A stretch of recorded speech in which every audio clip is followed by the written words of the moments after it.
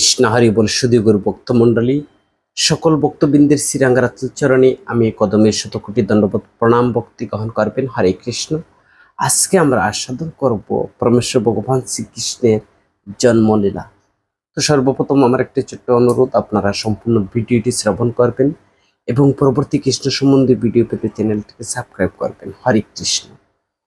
ভগবত গীতায় শ্রীকৃষ্ণ নিজেই বলেছেন যে তার জন্ম, কর্ম ইত্যাদি সব দিব্য, এবং কেউ যখন তত্ত্বগতভাবে তা জানতে পারে তখন তিনি ভগবত ধামে প্রবেশ করবার যোগ্যতা অর্জন করেন। ভগবানের জন্ম একজন সাধারণ মানুষের মতো নয়। সাধারণ মানুষের জন্ম হয় কর্মফলের বন্ধনের আবদ্ধের ফলে। কর্মের স্বরূপ সে এক দেহ থেকে অন্য আরেক দেহে দেহান্তরিত হয়। ভগবানের জন্ম কথা বিশ্লেষণ করে ভগবদ গীতার 2য় অধ্যায় বলা হয়েছে, তিনি তার নিজের ইচ্ছার প্রভাবে আবির্ভূত হন। যখন ভগবান আবির্ভাবের সময় হলো, তখন কাল সর্বগুণ সমন্বিত হয়ে পরম সুন্দর হয়ে উঠল। তখন পৃথিবীর আনন্দের পরিপূর্ণ হয়ে উঠল। তিথি, যুগ, নক্ষত্র তখন সর্বমঙ্গলময় এবং সর্বসুলক্ষণযুক্ত হয়ে উঠল। সর্বসুলক্ষণযুক্তা রোহিণী নক্ষত্র তখন তুঙ্গে প্রকাশিত হল। ব্রহ্মা স্বয়ং এই রোহিণী নক্ষত্রের পর্যবেক্ষণ করেন। জ্যোতিষশাস্ত্র অনুসারে নক্ষত্রের অবস্থান ছাড়া বিভিন্ন গ্রহের অবস্থান ও প্রভাবের ফলে শুভ এবং অশুভ তিথি ও যুগ বিচার করা হয়। শ্রীকৃষ্ণের জন্মের সময় সমস্ত গ্রহগুলো সবসময় মঙ্গলময় অবস্থায় এবং সবসময় শুভ ইঙ্গিত প্রদর্শন করে বিরাজ করতে লাগলো। তখন 10 দিক শান্তি ও সমৃদ্ধ করে উঠল। শুভ নক্ষত্রগুলো নবমণ্ডলের শোভা পেতে লাগলো। নগর, গ্রাম, গোচারণ, ভূমি এবং সকলের হৃদয়ে সব রকমের শুভ ইঙ্গিত দেখা গেল। তো জলের পূর্ণ হয়ে নদ নদী প্রবাহিত হতে লাগলো। সরোবরগুলো বিকশিত পদ্মের পূর্ণ হয়ে শোভা পেতে লাগলো। বনভূমি নানা রকমের সুন্দর সুন্দর পাখি, ময়ূর পূর্ণ হয়ে উঠল। পাখিরা সুমধুর স্বরে গান গাইতে লাগলো, আর সেই গানের ছন্দে ময়ূরীর সঙ্গে নাচতে শুরু করলো। সুমধুর গন্ধ বহন করে বায়ু বইতে লাগলো এবং শরীরে স্পর্শ অনুমতির যে অত্যন্ত সুখর বলে বোধ হতে লাগলো। ব্রাহ্মণেরা অনুভব করলেন যে তাদের গৃহের পরিবেশ যজ্ঞ অনুষ্ঠানের অনুকূল হয়ে উঠেছে। আসরিক রাজাদের অত্যাচারের যজ্ঞ অনুষ্ঠান তখন প্রায় বন্ধ হয়ে গিয়েছিল। যজ্ঞের আগুন প্রায় নিভে গিয়েছিল, কিন্তু এখন তারা আবার প্রশান্ত চিত্তে আগুন জ্বালাতে সক্ষম। যজ্ঞ অনুষ্ঠান করা থেকে বঞ্চিত হওয়ার ফলে ব্রাহ্মণেরা অত্যন্ত বিমর্ষ হয়ে পড়েছিল। কিন্তু শ্রীকৃষ্ণের আবির্ভাবের সময় তাদের চিত্ত প্রসন্ন হয়ে উঠল, কেননা তারা নবমণ্ডলে ভগবান শ্রীকৃষ্ণের আবির্ভাব সূচক দিব্য শব্দ তরঙ্গ শুনতে পেল। গন্ধর্ব এবং কিন্নররা সুমধুর সুরে গান গাইতে লাগলো। সিদ্ধচারণ্যেরা ভগবানের গুণ কীর্তন করে তার স্তব করতে লাগলো। স্বর্গলোকে দেবতারা তাদের সহচরী এবং অশ্বারার সঙ্গে সুললিত ছন্দে নৃত্য করতে লাগলো।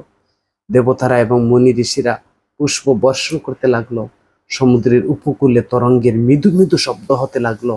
সমুদ্রের উপরে সুমধুর মেঘ গর্জন হতে লাগলো।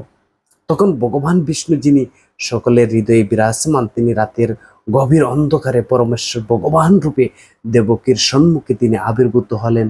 পূর্ণচন্দ্র যেভাবে পূর্ব দিগন্তে উদিত হয়, ঠিক তেমন ভাবে পরমেশ্বর ভগবান আবির্ভূত হলেন। কেউ প্রশ্ন করতে পারেন, অষ্টমী তিথিতে শ্রীকৃষ্ণ আবির্ভাব হয়েছিলেন, তাহলে পূর্ণচন্দ্রের উদয় হলো কি করে? এর অর্থ বলা হয় যে, এর উত্তরে বলা যেতে পারে শ্রীকৃষ্ণ চন্দ্রবংশে আবির্ভূত হয়েছিলেন। তাই চন্দ্র সেই রাতে অপূর্ণ থাকলেও সেই বংশে ভগবানের আবির্ভাবের জন্য আনন্দ উৎপল হয়ে সেই দিন পূর্ণ হয়ে উঠেছিল। মাণিক্য নামক জ্যোতিষ শাস্ত্র গ্রন্থে ভগবানের আবির্ভাবের সময়কালীন গ্রন্থ নক্ষত্রের অবস্থান খুব সুন্দরভাবে বর্ণিত হয়েছে। সেখানে প্রমাণ করা হয়েছে যে নক্ষত্রের অবস্থানগুলো খুব সুন্দরভাবে বর্ণিত হয়েছে। সেখানে প্রমাণস্বরূপ শুভ মুহূর্তে সেই শিশুটির জন্ম হলো। তিনি হচ্ছেন পরম ব্রহ্ম। বসুদেব দেখলেন যে সেই অদ্ভুত শিশুটির চতুর্ভুজ, তিনি তার 4 হাতে শঙ্খ চক্র গদা পদ্ম ধারণ করে আছেন। বক্ষে তার শ্রীবৎসের চিহ্ন, কণ্ঠে তার কুস্তব সুশোভিত কণ্ঠহার, পরনে তার পীতবসন উজ্জ্বল মেঘের মতো, তার গায়ের রং বৈদুর্য মণিভূষিত কিরীট তার মস্তকে শোভা পাচ্ছে। নানা রকম মহামূল্য মণি রত্ন সুশোভিত সমস্ত অলংকার তার দিব্য দেহে শোভা পাচ্ছে। তার মাথায় ভর্তি কুঞ্চিত কালো মেঘেল রাশি, কেশরাশি। এই অদ্ভুত শিশুটি দেখে বসুদেব অত্যন্ত আশ্চর্য হলেন। তিনি ভাবলেন, কিভাবে একটু নবজাত শিশু এইরকম সমস্ত অলংকার ভূষিত হলো। তাই তিনি বুঝতে পারলেন যে শ্রীকৃষ্ণ তার পুত্ররূপে আবির্ভূত হয়েছেন। তিনি তখন অত্যন্ত উৎফুল্ল হয়ে উঠলেন। বসুদেব তখন ভাবতে লাগলেন, যদি তিনি একজন সাধারণ মানুষ বা বাহ্যিক দিক থেকে কংসের কারাগারে আবদ্ধ, তবুও পরমেশ্বর ভগবান বিষ্ণু তার স্বরূপ ধারণ করে তার সন্তান রূপে আবির্ভূত হয়েছেন। কোনো মনুষ্য শিশু এইভাবে চতুর্ভুজ রূপ নিয়ে অলংকার সব রকম দিব্য সাজে সজ্জিত হয়ে পরমেশ্বর ভগবানের সমস্ত লক্ষণগুলো যুক্ত হয়ে জন্মগ্রহণ করে না।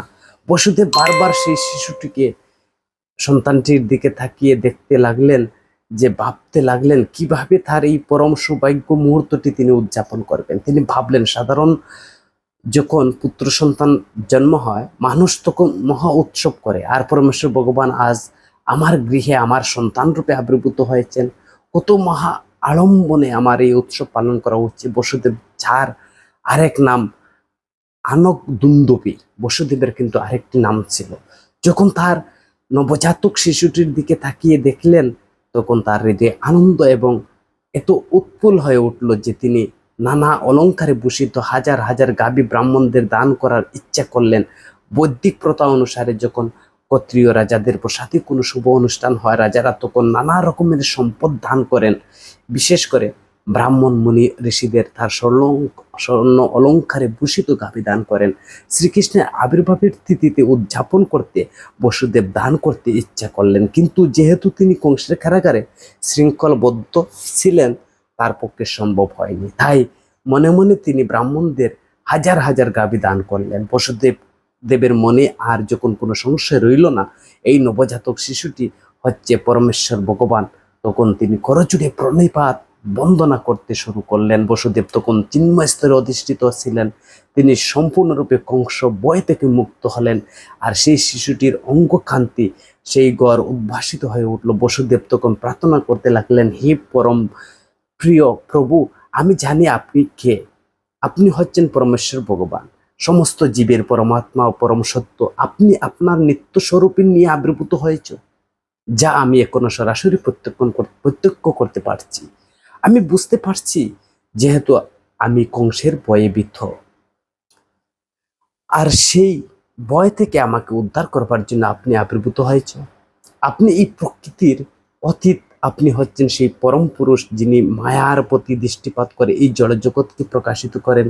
কেউ তর্ক করতে পারে, পরমেশ্বর ভগবান যিনি কেবলমাত্র দৃষ্টিপাত করার মাধ্যমে সমস্ত জড়জগৎকে সৃষ্টি প্রকাশিত করেন, তার পক্ষে বসুদেবের পত্নী দেবকীর গর্ভে আবির্ভূত হওয়া কি হয় করে সম্ভব হবে? যে সেই সন্দেহ দূর করবার জন্য বসুদেব বললেন, হে প্রিয় ভগবান, আপনি যে দেবকীর গর্ভে আবির্ভূত হয়েছেন, এটা আশ্চর্য তেমন কোনো বিষয় নয়, কেননা এই জড় সৃষ্টির অনেকটাই সেইভাবেই প্রকাশিত হয়েছে। আপনি মহাবিষ্ণু রূপে কারণ সমুদ্রে শয়ন করেছেন, এবং আপনার নিঃশ্বাসের প্রভাবে অনন্ত কোটি ব্রহ্মাণ্ড প্রকাশিত হচ্ছে। তারপর গর্ভোদকশায়ী বিষ্ণু রূপে আপনি প্রতিটি ব্রহ্মাণ্ডে প্রবিষ্ট হয়েছেন। তারপর আবার আপনি নিজেই কিরদোকশায়ী বিষ্ণু রূপে প্রকাশ করে সমস্ত জীবের হৃদয়ে প্রবেশ করেছে, এমনকি প্রতিটি পরমাণুর মধ্যে আপনি নিজেকে প্রকাশ করেছেন। তাই আপনার অচিন্ত শক্তির প্রভাবে আপনি দেবকীর গর্ভে প্রবেশ করেছে, তাতে আশ্চর্য হওয়ার কিছুই নেই। যদি মনে হচ্ছে আপনি দেবকীর গর্ভে প্রবেশ করেছেন, কিন্তু তাহলে আপনি সর্বব্যাপ্ত। জড় দৃষ্টান্তের পরিপ্রেক্ষিতে আমরা আপনার প্রবেশ বা সর্বব্যাপ্ত উপলব্ধি করতে পারি না। 16টি উপাদানে বিভক্ত হওয়ার পরে জড় প্রকৃতি অবিকৃত থেকে যায়। জড় শরীর, মাটি, জল, আগুন, বায়ু, আকাশ, এই পঞ্চমহাভূতের সমন্বয় মাত্র।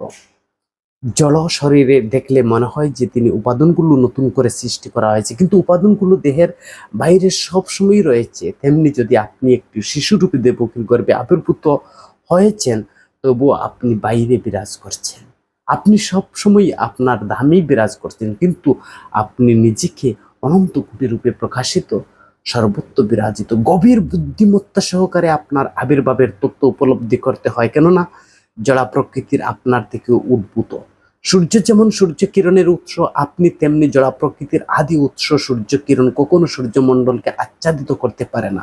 ঠিক তেমনি আপনার থেকে অদ্ভুত বা উদ্ভূত হওয়ার ফলে জড় প্রকৃতি কখনো আপনাকে আবৃত করতে পারে না। আপাত দৃষ্টিতে মনে হয় যে আপনি জড়া প্রকৃতির 3টি গুণের দ্বারা প্রভাবিত, কিন্তু প্রকৃত পক্ষে জড় প্রকৃতির গুণ কখনো আপনাকে প্রভাবিত করতে পারে না। গভীর বুদ্ধিমত্তা সম্পন্ন দার্শনিকেরা তা বুঝতে পারেন। যদি মনে হয় আপনি এই জড়া প্রকৃতিতে রয়েছেন, তবুও আপনি কখনো তার দ্বারা আচ্ছাদিত হন না। বৈদিক শাস্ত্র থেকে আমরা জানতে পারি পরম ব্রহ্মের দেহ নির্গত রশ্মিটা প্রভাবে সবকিছু প্রকাশিত। ব্রহ্ম সংহিতা থেকে আমরা জানতে পারি যে ব্রহ্মজ্যোতি হচ্ছে ভগবানের দেহ নির্গত রশ্মিটা, আর ব্রহ্মজ্যোতি থেকে সবকিছু সৃষ্টি হয়। ভগবদ গীতায় আরো বলা হয়েছে পরমেশ্বর ভগবান হচ্ছেন ব্রহ্মজ্যোতির উৎস। প্রকৃতপক্ষে তিনি হচ্ছেন সবকিছুর মূল। অল্প বুদ্ধি সম্পন্ন মানুষেরা মনে করে পরমেশ্বর ভগবান যখন জড়জগতে আবির্ভূত হন, তখন তিনি জড়গুণের দ্বারা প্রভাবিত হয়ে পড়েন। আর এই ধরনের সিদ্ধান্ত যারা করে তারা অত্যন্ত মূর্খ বলে গীতায় আখ্যায়িত করেছে। ভগবান সম্বন্ধে তাদের কোনো ধারণা বা জ্ঞান নেই। পরমেশ্বর ভগবান প্রত্যেকভাবে পরোক্ষভাবে সর্বত্র বিরাজিত। তিনি এই জড় সৃষ্টির অতীত, কিন্তু তিনি আবার জড় সৃষ্টির অন্তরে বিরাজ করেন। তিনি কেবল গর্ভদক্ষায়ী বিষ্ণুরূপে এই জড়জগৎ সৃষ্টির অন্তরে বিরাজ করেন তা নয়, তিনি প্রতিটি পরমাণুর মধ্যেই বিরাজ করছেন। তিনি আছেন বলে সবকিছুর অস্তিত্ব আছে, তাকে ছাড়া আর কোনো কিছুর অস্তিত্ব থাকতে পারে না। বৈদিক শাস্ত্রে আমরা দেখতে পাই পরমাত্মা থেকে স্বতন্ত্র হয়ে কোনো কিছুর অস্তিত্ব নেই। জড়া প্রকৃতি তার শক্তির প্রকাশ। হে প্রভু, আপনার আবির্ভাব, অবস্থান এবং অপ্রকট লীলা লীলা জড়জগতের সবাই কয়টি গুণের সমস্ত প্রভাব অতীত। যেহেতু আপনি হচ্ছেন সবকিছু নিয়ন্ত্রণ, পরম ব্রহ্মের আশ্রয়, তাই আপনার পক্ষে অসম্ভব কিছু নয়। কিছু আপনাতেই বিসদৃশ নয়। একজন সরকারি কর্মচারী যেমন রাষ্ট্রপ্রধানের অধীনে কাজ করেন, জড়া প্রকৃতি ঠিক তেমনি আপনার তত্ত্বাবধানে কাজ করে। তাই আপনার পক্ষে কারো অধীনস্থ হওয়ার কোনো প্রশ্নই ওঠে না। পরমেশ্বর আপনার যে সব সময় যে আপনাকে আশ্রয় করে আছে, জড়া প্রকৃতির সমস্ত কার্যকলাপ আপনারই দ্বারা নিয়ন্ত্রিত হচ্ছে। আপনার শুক্লম বলে সম্বোধন করা হয়েছে। শুক্লম বা সাদা হচ্ছে পরমেশ্বর ভগবানের সত্য স্বরূপ, আপনার এক প্রতীক মাত্র। জড়জগতিক গুণের দ্বারা প্রভাবিত হন না।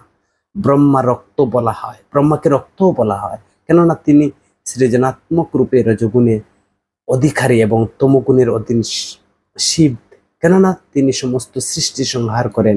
সৃষ্টি স্মৃতি প্রলয়ের আপনার দ্বারা সম্পাদিত হয়, কিন্তু তবু আপনি সমস্ত গুণের অতীত। বেদের বিহিত হয়েছে যে পরমেশ্বর ভগবান সর্বদা জড়জাগতিক গুণের অতীত। সেখানে আরো বলা হয়েছে যে পরমেশ্বর ভগবান তমর রজগুণের কোনো অস্তিত্ব নেই। হে প্রভু, আপনি হচ্ছেন পরমেশ্বর ভগবানের পরম ব্রহ্ম। আপনি সমস্ত সৃষ্টি পরিচালনা করেন। পরম নিয়ন্ত্রণ হওয়ার সত্ত্বেও আপনি আমার গৃহে অবতরণ করেছেন। আপনার অবতরণের কারণ হচ্ছে সমস্ত অসুরদেরকে সংহার করা, যারা রাজ বেশ ধারণ করে পৃথিবীর উপর রাজত্ব করছে, কিন্তু প্রকৃতপক্ষে তারা হচ্ছে অসুর। আপনি যে তাদেরকে সমস্ত অনুচর সংহার করেন, আর সেই সম্বন্ধে আপনাদের কোনো সন্দেহ নেই। আমি জানি আপনি বর্বর কংস এবং তার দুরাচারী সঙ্গীতের সংহার করবার জন্য অবতরণ করেছেন, কিন্তু আপনি যে তাকে বা তার অনুচরের সংহার করবার জন্য অবতরণ করবেন, সে কথা জানতে পেরে কংস আপনার পূর্বজাত বড় ভাইদেরকে হত্যা করেছে। এখন সে কেবল আপনার জন্ম সংবাদের প্রতীক্ষা করছে। যখন এই সংবাদ সে পাবে, তখন সে আপনাকে হত্যা করার জন্য সশস্ত্র উপস্থিত হবে। বসুদেব এইভাবে প্রার্থনার পর শ্রীকৃষ্ণের মাতা দেবকী প্রার্থনা শুরু করলেন। তাই ভাই কংসের অত্যাচারে তিনি অত্যন্ত ভীত ছিলেন। দেবকী বললেন, প্রিয় প্রভু, নারায়ণ, রাম, শেষ, বরাহ, নৃসিংহ, বামন, বলদেব, এই বিষয়ে কোটি কোটি অবতারের বর্ণনা বৈদিক শাস্ত্রে রয়েছে। আপনি হচ্ছেন আদি পুরুষ। কেননা আপনার সমস্ত অবতারের এই জড়জগতের অতীত, আর এই সৃষ্টির পূর্বে আপনিও ছিলেন। আপনার রূপ নিত্য সর্বব্যাপ্ত, তাই জ্যোতির্ময়, অপরিবর্তনশীল, জড়গুণের থেকে সম্পূর্ণরূপে মুক্ত। আপনার এই সমস্ত নিত্য স্বরূপ চিন্ময় আনন্দময়, তারা সকলে শুদ্ধ সত্তার অধিষ্ঠিত এবং সর্বদা বিভিন্ন লীলায় রত। কোনো বিশেষ রূপে দ্বারা আপনি সীমিত নন। এইসব কোটি নিত্য এবং দিব্যরূপ স্বয়ংসম্পূর্ণ। আমি জানি আপনি হচ্ছেন স্বয়ং ভগবান শ্রী বিষ্ণু। কোটি বছরে, কোটি কোটি বছরের পর যখন ব্রহ্মা জীবনের অন্তিম সময় আসে, তখন প্রলয় হয়, আর সেই সময় ভূমি, জল, অগ্নি, বায়ু, আকাশ পঞ্চভূত মহত্বে লীন হয়। কালের প্রভাবে মহত্ব অব্যক্ত প্রকৃতিতে করে, আর প্রকৃতির প্রধানে প্রবেশ করে, প্রধান আপনাতেই প্রবিষ্ট হয়। আর এই প্রলয়ের পর কেবল আপনি আপনার দিব্য নাম, রূপ, গুণ পরিকর বর্তমান থাকে। হে প্রভু, শ্রদ্ধা বনত চিত্তে আমি আপনাকে প্রণতি জানাই, কেননা আপনি হচ্ছেন অব্যক্ত প্রকৃতির পরিচালক, জড়া প্রকৃতির পরমাশ্রয়। হে প্রভু, নিখিল সৃষ্টির এক পলক থেকে শুরু করে কল্প পর্যন্ত আপনার খালের অধীন, সকলেই আপনার পরিচালনার কর্ম করে। আপনি পরম নিয়ন্তা এবং সমস্ত শক্তির উৎস। দেবকী আরো প্রার্থনা করছেন, হে প্রভু, তাই আমি আপনার কাছে প্রার্থনা করি, উগ্রসেনের নিষ্ঠুর পুত্র কংসের হাত থেকে আপনি আমাকে উদ্ধার করুন। আপনার ভক্তকে রক্ষা করার জন্য আপনি তো সবসময় প্রস্তুত। আমি আপনার কাছে প্রার্থনা করি, আমাকে আপনি রক্ষা করুন। ভগবদ্গীতায় ভগবান অর্জুনের কাছে প্রতিজ্ঞা করেছিলেন, নৌমে ভক্ত প্রণাশতি, আমার ভক্তের বিনাশ নাই। এইভাবে প্রার্থনা করতে করতে মাতা দেবকীর হৃদয়ে বাৎসল্য রূপে পরিপূর্ণ হয়ে উঠল। তিনি বললেন, আমি জানি যে মহাত্মারা ধ্যান করে আপনার এই দিব্য স্বরূপ দর্শন করতে পারে, কিন্তু আপনার জন্মের সংবাদ পেলে কংস আপনার অনিষ্ট সাধন করবে। এই আশঙ্কায় আমি আপনার কাছে প্রার্থনা করছি, আপনি আমার জড় দৃষ্টি থেকে অদৃশ্য হয়ে যান। প্রকান্তরে দেবকী ভগবানের একজন সাধারণ শিশু রূপে ধারণ করার অনুরোধ করলেন, আপনার জন্য আমি আমার ভাই কংসের ভীত হচ্ছে। হে মধুসূদন, কংস যদি জানতে পারে আপনি জন্মগ্রহণ করেছেন, তখন সে আপনার অনিষ্ট করবার জন্য ছুটে আসবে। তাই আমি আপনার কাছে প্রার্থনা করছি, বিষ্ণুর 4টি প্রতীক সহ আপনার চতুর্ভুজ রূপ সংবরণ করুন।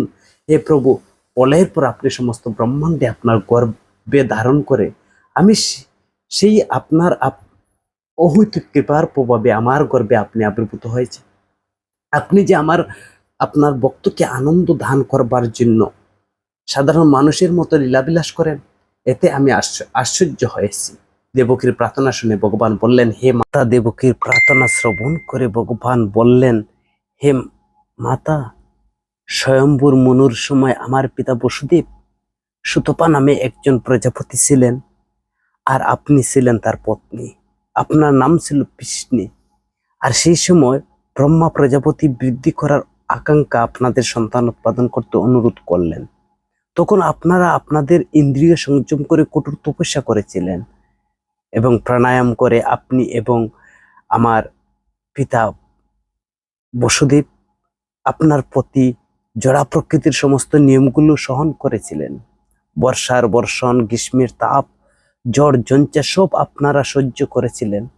হৃদয় নির্মল করেছিলেন, জড়া প্রকৃতির সমস্ত প্রভাব থেকে মুক্ত হয়েছিলেন। তপস্যাচার্য পালন করে আপনার কেবল ঘাসের জরা পাতার আহার করে জীবন ধারণ করেছিলেন। তারপর আপনারা ইন্দ্রিয় নিগ্রহ করে একাগ্র চিত্রে আমার আরাধনা, আমার কাছ থেকে কোনো অদ্ভুত বর প্রার্থনা করেছিলেন। আপনারা দেবতার গণের অনুসারে 12,000 বছর ধরে কঠোর তপস্যা করেছিলেন। সেই সময় আপনাদের চিত্ত কেবল আমাতে সমাহিত ছিল। আপনারা যখন ভক্তির যুগ অনুশীলন করেছিলেন এবং আপনাদের হৃদয়ে সর্বক্ষণ আমার ধ্যান করেছিলেন, তখন আমি অত্যন্ত প্রসন্ন হলাম। হে নিষ্পাপ মাতা, আপনার অন্তঃকরণে নির্মল, আর সেই সময় আমি এই রূপে নিয়ে আপনার কাছে আবির্ভূত হয়েছিলাম আপনার মনোবাঞ্ছা পূর্ণ করার জন্য।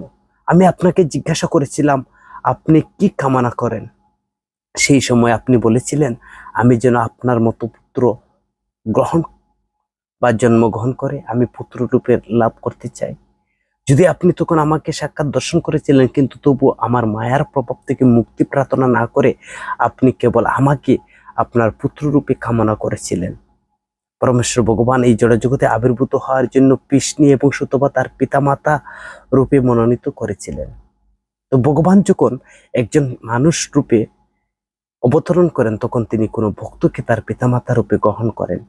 তিনি কৃষ্ণ সুতপাকে তার মাতা পিতা রূপে গ্রহণ করেছিলেন। সেই জন্য কৃষ্ণ এবং সুতপা মুক্তির প্রার্থনা করেননি। ভগবানের চিন্ময় সেবার কাছে মুক্তি অত্যন্ত নগণ্য। ভগবান তৎক্ষণাৎ কৃষ্ণ এবং সুতপাকে মুক্তি দিতে পারতেন, কিন্তু তিনি তার জড়জগৎ থাকতে অনুপ্রাণিত করেছিলেন যাতে তার মাতা পিতা তার লীলার সঙ্গ লাভ করার আনন্দ উপভোগ করতে পারেন। সেই বিষয়ে আমরা পরবর্তী শ্লোকে ব্যাখ্যা করা হয়েছে, ভগবানের কাছ থেকে তার মাতা পিতা হওয়ার বর লাভ করে কৃষ্ণ এবং সুতপা তারা তপস্যা চর্চা সমাপ্ত করে ভগবানকে তার পুত্ররূপে লাভ করার জন্য পতি পত্নী রূপে বসবাস করতে লাগলেন। তো যথাসময়ে কৃষ্ণ গর্ভবতী হলেন, একটি পুত্র সন্তান লাভ করলেন। ভগবান দেবকী ও বসুদেবকে বললেন, সেই সময় আমার নাম ছিল কৃষ্ণ গর্ভ। আর পরবর্তী যুগে আপনারা অদিতি কশ্যপ রূপে জন্মগ্রহণ করেছিলেন, আর আমি সেই সময় উপেন্দ্র নামে আপনাদের সন্তান হয়ে জন্মগ্রহণ করেছিলাম। সেই সময় আমি বামন রূপ ধারণ করেছিলাম, আর সেই জন্যে আমার নাম হয়েছিল বামন দেব। আমি আপনাদেরকে বর দিয়েছিলাম 3 বার আমি আপনাদের সন্তান রূপে জন্মগ্রহণ করব। তাই প্রথমে আমি কৃষ্ণ সুতপার সন্তান কৃষ্ণ গর্ভরূপে, তারপর অদিতি এবং কশ্যপর পুত্র রূপে, উপেন্দ্র রূপে, এখন আমি আপনাদের কৃষ্ণ রূপে আমি এসেছি। চতুর্ভুজ রূপ নিয়ে আবির্ভূত হয়েছি কেবল আপনাদের পত্তি উৎপাদন করবার জন্য।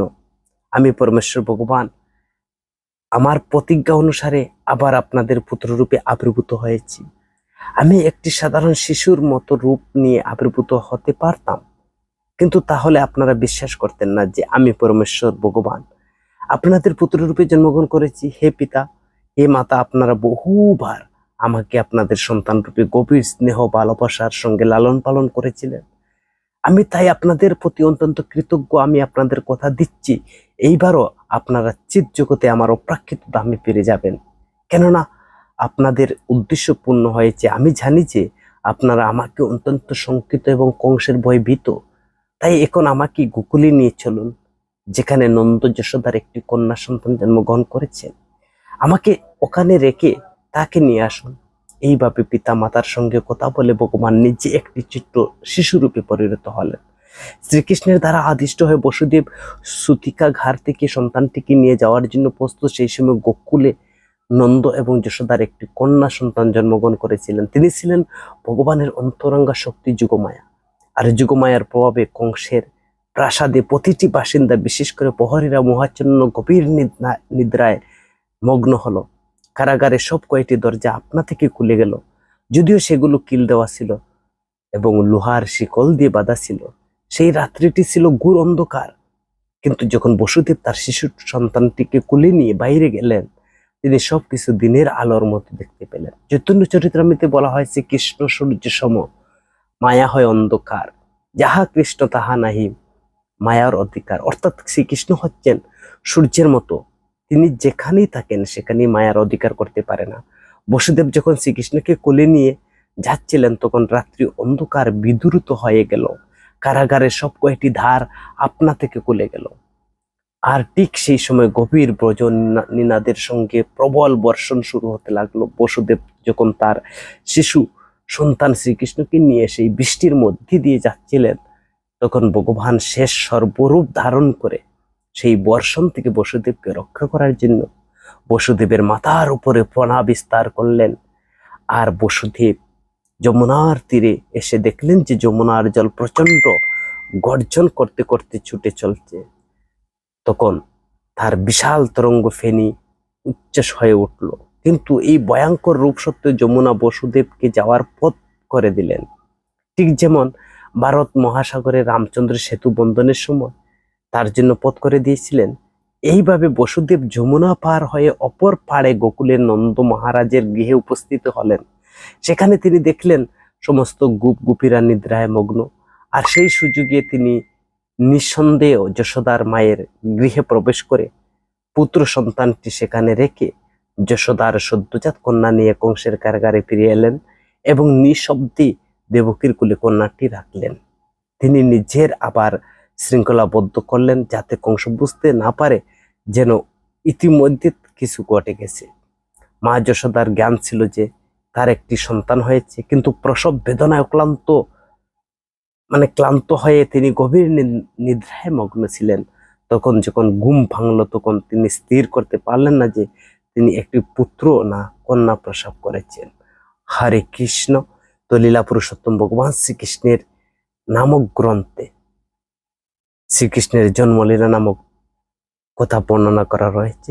কৃষ্ণ কথা সদা সর্বদা শ্রবণীয় এবং পঠনীয়। কৃষ্ণ কথা শ্রবণ করে জীব এই ভব মহা দাবাগ্নি থেকে ভবার্ণব পাড়ি দিতে সক্ষম হবে। যারা কৃষ্ণ কথা শ্রবণ করে, কৃষ্ণের নাম রূপ গুণ কথা শ্রবণ করে জীবরা অনায়াসে এই ভব সংসার পাড়ি দিতে সক্ষম। তাই তো সর্বশাস্ত্রে গৃহীত রয়েছে কৃষ্ণ কথা শ্রবণীয়, আস্বাদনীয়।